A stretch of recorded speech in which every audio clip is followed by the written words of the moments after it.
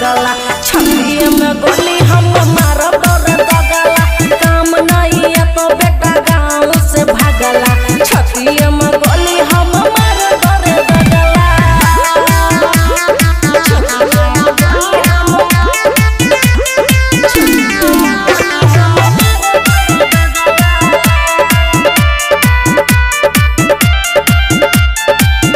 चले हमरे सासन रखबो उल्टा हटाइन के ज्यादा बजबी ऑर्डर पटरता काट लेबो जुबान के बुझली बाबू टूट जतो झट में ही झूठा घुमा एक मिनट में चल जतो तोहर परान कोनो काम नहीं है तो माफी तोहर काम नहीं है तो बेटा गाँव से भागला काम नहीं है तो बेटा गाँव से भागला छतिए में गोली हम मारा डरे दगला काम नहीं है तो बेटा गाँव से भागला छतिए में गोली हम मारा डरे दगला छतिए में गोली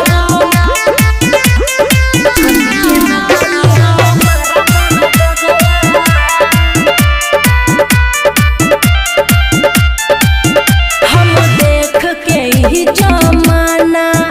राखै नहीं छिया कब के देतै धोखा एही से राखै छी हथियार राइडर अनिल के फील के बुझतै रे खुशी यादव के दिल जब तोड़तै रे छोरे ओकर बेटा रोत रहे भागला फिर काम नहीं है तो बेटा गाँव से भागला काम नहीं है तो बेटा गाँव से भागला छतिए में गोली हम मारा डरे दगला काम नहीं है तो बेटा गाँव से भागला छतिए में गोली हम मारा डरे दगला। खुशी रिकॉर्डिंग स्टूडियो बलुआहा।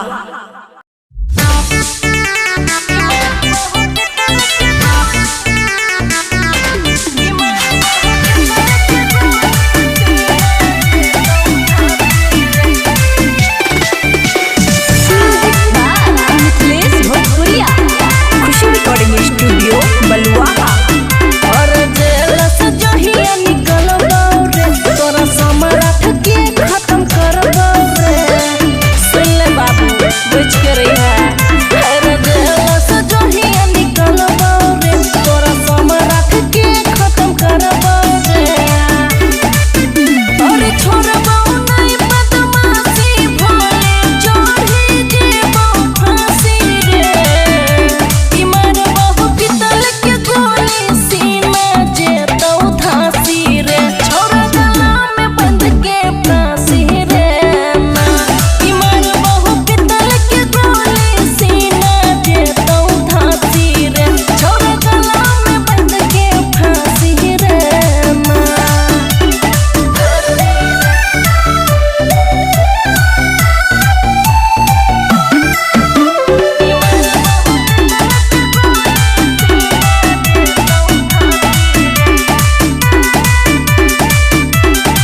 फिर छिए हम बिहार के सरनी डर पुलिस प्रशासन रे